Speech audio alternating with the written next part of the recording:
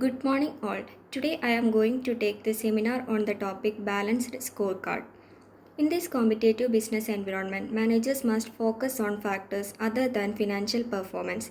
The traditional financial performance measures are backward looking.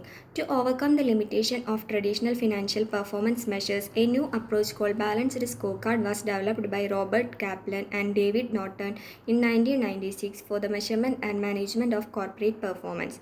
The BSc integrates the financial and non-financial performance measures. It uses a set of financial and non-financial measures that related to the overall strategy of the organization. It is the technique of providing information to management to help strategic policy formulation and achievement. അതായത് ഇന്നത്തെ business environment എന്ന് പറഞ്ഞു കഴിഞ്ഞാൽ വളരെ competitive ആണ്. കാരണം ടെക്നോളജിയിലാണെങ്കിലും കസ്റ്റമറിൻ്റെ എക്സ്പെക്റ്റേഷനിലാണെങ്കിലും changes വളരെ പെട്ടെന്നാണ് നടന്നുകൊണ്ടിരിക്കുന്നത്. അതുകൊണ്ട് തന്നെ മാനേജേഴ്സ് ഫിനാൻഷ്യൽ പെർഫോമൻസിന് മാത്രമല്ല അതിനെ എഫക്റ്റ് ചെയ്യുന്ന ഫാക്ടേഴ്സും നല്ല രീതിയിൽ കൺസിഡർ ചെയ്യേണ്ടതായിട്ടുണ്ട്. നമുക്ക് ട്രഡീഷണലായിട്ട് കുറേ ഫിനാൻഷ്യൽ പെർഫോമൻസ് മെഷേഴ്സ് ഉണ്ട്. അതിന് എക്സാമ്പിളാണ് ROI, അതുപോലെ തന്നെ EVA. അതൊക്കെ ആ ടെക്നിക്സൊക്കെ എന്ന് പറയുകയാണെങ്കിൽ ബാക്ക്വേർഡ് ലുക്കിംഗ് ആണ്. കാരണം അത് കൂടുതലായിട്ട് ഫോക്കസ് ചെയ്യുന്നത് പാസ്റ്റ് ഫിനാൻഷ്യൽ പെർഫോമൻസ് ആണ്. നമ്മുടെ ഇന്നത്തെ ഒരു എൻവിറോൺമെൻറ്റിൽ എന്ന് വെച്ച് കഴിഞ്ഞാൽ ചേഞ്ചസ് പെട്ടെന്ന് വന്നുകൊണ്ടിരിക്കുന്ന കാരണം എപ്പോഴും പാസ്റ്റ് മാത്രം നോക്കിയിരുന്നാൽ നമുക്ക് സക്സസ് അല്ലെങ്കിൽ ഒബ്ജക്റ്റീവ് അച്ചീവ് ചെയ്യാനായിട്ട് സാധിക്കില്ല. അതുകൊണ്ട് തന്നെ ആ ട്രഡീഷണൽ മെത്തേഡിനെ മാറ്റിയിട്ട് ഒരു പുതിയ അപ്രോച്ച് കൊണ്ടുവരികയാണ് റോബർട്ട് കാപ്ലനും അതുപോലെ തന്നെ ഡേവിഡ് നോർട്ടനും. ആ ഒരു ടെക്നിക്കാണ് ബാലൻസ്ഡ് സ്കോർ കാർഡ് എന്ന് പറയുന്നത്. അത് ഇൻട്രൊഡ്യൂസ് ചെയ്യുന്നത് 1996 അത് മെയിനായിട്ട് കോർപ്പറേറ്റിൻ്റെ പെർഫോമൻസ് മെഷർ ചെയ്യാനും അതുപോലെ തന്നെ നല്ല രീതിയിൽ മാനേജ് ചെയ്യാനുമാണ്. പിന്നെ പറയുന്നത് എന്താണെന്ന് വെച്ച് കഴിഞ്ഞാൽ ഒരു ഓർഗനൈസേഷനിൽ എഫക്റ്റ് ചെയ്യുന്ന എല്ലാ ഫാക്ടേഴ്സും അല്ലെങ്കിൽ എല്ലാ സ്ട്രാറ്റജീസിനെ എഫക്റ്റ് ചെയ്യുന്ന ഫിനാൻഷ്യലും നോൺ ഫിനാൻഷ്യൽ മെഷേഴ്സും ഈ ഒരു ടെക്നിക്കിൽ യൂസ് ചെയ്യുന്നുണ്ട്. അതുകൊണ്ട് തന്നെ മാനേജ്മെൻറ്റിന് പുതിയ പോളിസി ഫോർമുലേഷൻ ആയാലും അതുപോലെ തന്നെ ആ പോളിസിക്ക് അനുസരിച്ച് ഒബ്ജക്റ്റീവ് അച്ചീവ് ചെയ്തിട്ടുണ്ടോ എന്ന് മനസ്സിലാക്കാനായിട്ട് ഈ ടെക്നിക്ക് വളരെയേറെ ഹെൽപ്ഫുള്ളാണ്. പിന്നെ പറയുന്നത് ഈ ബാലൻസ്ഡ് സ്കോർ കാർഡിന് 4 പേഴ്സ്പെക്റ്റീവ്സ് ആണ് ഉള്ളത്. ഫസ്റ്റ് വൺ എന്ന് പറയുന്നത് financial perspective, second one customer perspective, third one എന്ന് പറയുന്നത് internal business process perspective and fourth one എന്ന് പറയുന്നത് ലേണിംഗ് ആൻഡ് ഗ്രോത്ത് പേഴ്സ്പെക്റ്റീവ് ആണ്. ഫസ്റ്റ് നോക്കാം. ഫസ്റ്റത്തേന്ന് പറയുന്നത് ഫിനാൻഷ്യൽ പേഴ്സ്പെക്റ്റീവ് ആണ്. The financial perspective measures the economic performance of the company. It has 4 objectives. Financial പേഴ്സ്പെക്റ്റീവിൽ consider ചെയ്യുന്നത് എക്കണോമിക് പെർഫോമൻസ്, കമ്പനിയുടെ economic ആയിട്ടുള്ള പെർഫോമൻസ് ആണ് കൂടുതൽ കൺസിഡർ ചെയ്യുന്നത്. അതിൽ തന്നെ 4 ഒബ്ജക്റ്റീവ്സ് ആണ് വരുന്നത്.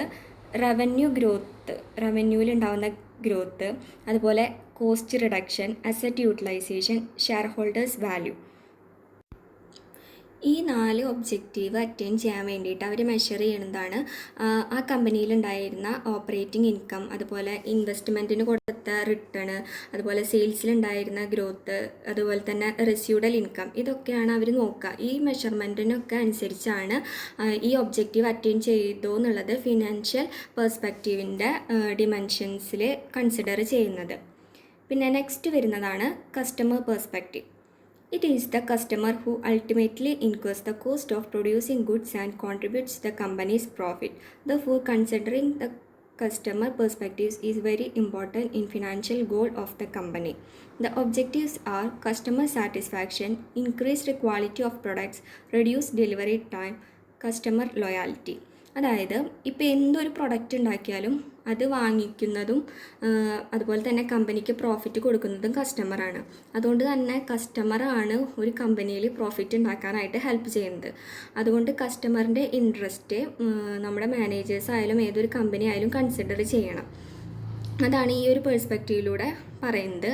അതിൻ്റെ മെയിൻ ഈ ഒരു പേഴ്സ്പെക്റ്റീവിൻ്റെ അണ്ടറിൽ വരുന്ന ഒബ്ജക്റ്റീവ് എന്ന് പറയുകയാണെങ്കിൽ കസ്റ്റമർ സാറ്റിസ്ഫാക്ഷന് വളരെയധികം പ്രാധാന്യം കൊടുക്കുന്നുണ്ട്. അതുപോലെ തന്നെ പ്രൊഡക്റ്റിൻ്റെ ക്വാളിറ്റി കൂട്ടിയിരിക്കണം. അതുപോലെ പ്രൊഡക്റ്റ് കസ്റ്റമറിൻ്റെ കയ്യിലെത്താനുള്ള ഡെലിവറി ടൈം വളരെ കുറച്ചിരിക്കണം. അതുപോലെ തന്നെ കസ്റ്റമറിൻ്റെ ലോയാലിറ്റി കൂട്ടാൻ വേണ്ടിയിട്ടും ഈ പേഴ്സ്പെക്റ്റീവിൻ്റെ ഒബ്ജക്റ്റീവായിട്ട് വരുന്നുണ്ട്.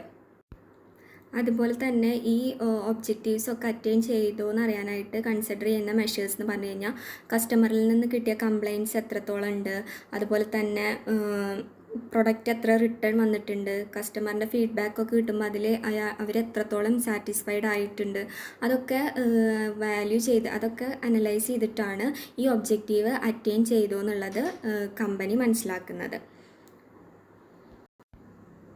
പിന്നെ അടുത്ത പേഴ്സ്പെക്റ്റീവ് എന്ന് പറയുമ്പോൾ internal business process പെർസ്പെക്റ്റീവാണ്.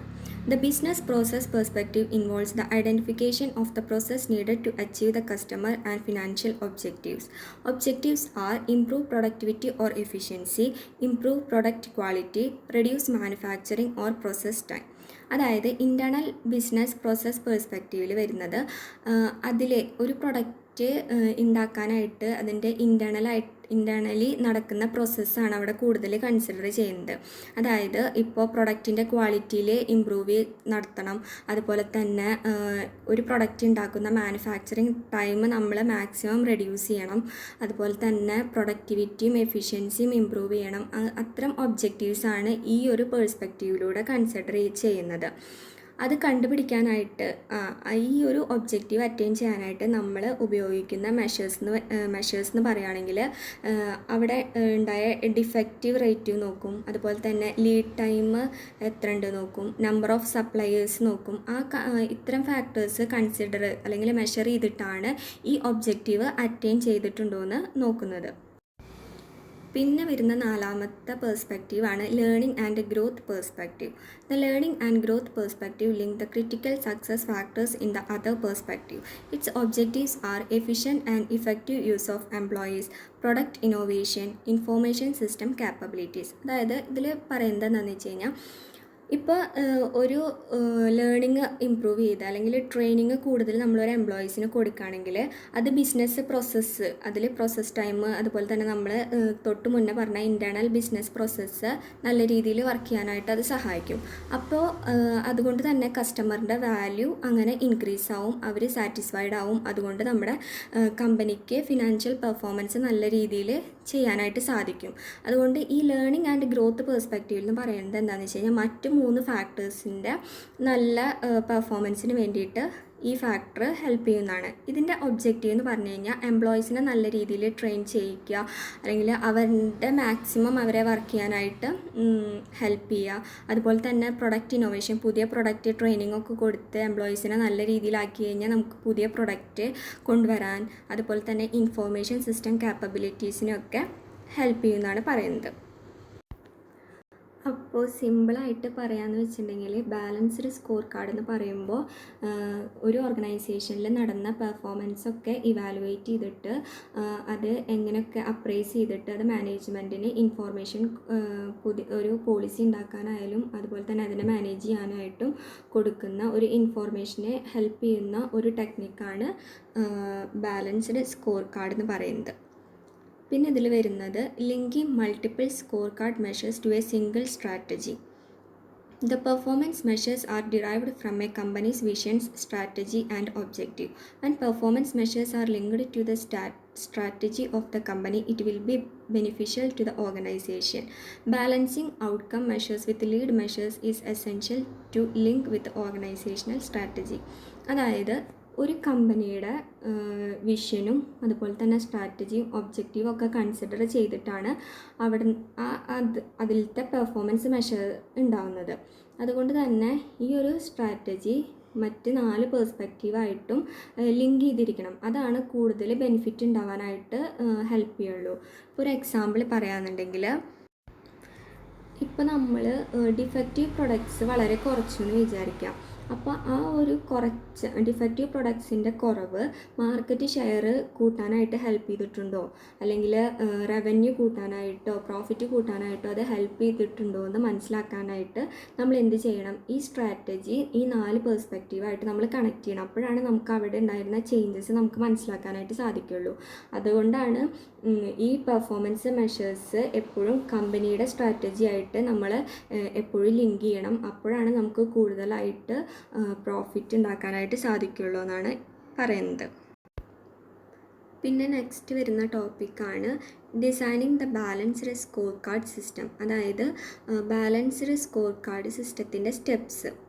First step എന്ന് പറയുന്നത് സെറ്റപ്പ് വിഷൻ ആൻഡ് സ്ട്രാറ്റജി. ആദ്യം നമ്മൾ കമ്പനിയുടെ വിഷനും സ്ട്രാറ്റജിയും സെറ്റ് ചെയ്യണം. പിന്നെ രണ്ടാമത്തെ സ്റ്റെപ്പ് എന്ന് പറയുന്നത് device and establish the perspective. നമുക്ക് 4 പേഴ്സ്പെക്റ്റീവ്സ് ഉണ്ട്. അപ്പോൾ അതിനനുസരിച്ച് പേഴ്സ്പെക്റ്റീവ് എസ്റ്റാബ്ലിഷ് ചെയ്യാണ് വേണ്ടത്. തേർഡ് സ്റ്റെപ്പ് എന്ന് പറയുന്നത് ഈ വിഷനെ നമ്മൾ പേഴ്സ്പെക്റ്റീവിൻ്റെ ടേംസിലൂടെ നമ്മൾ ട്രാൻസ്ലേറ്റ് ചെയ്യണം.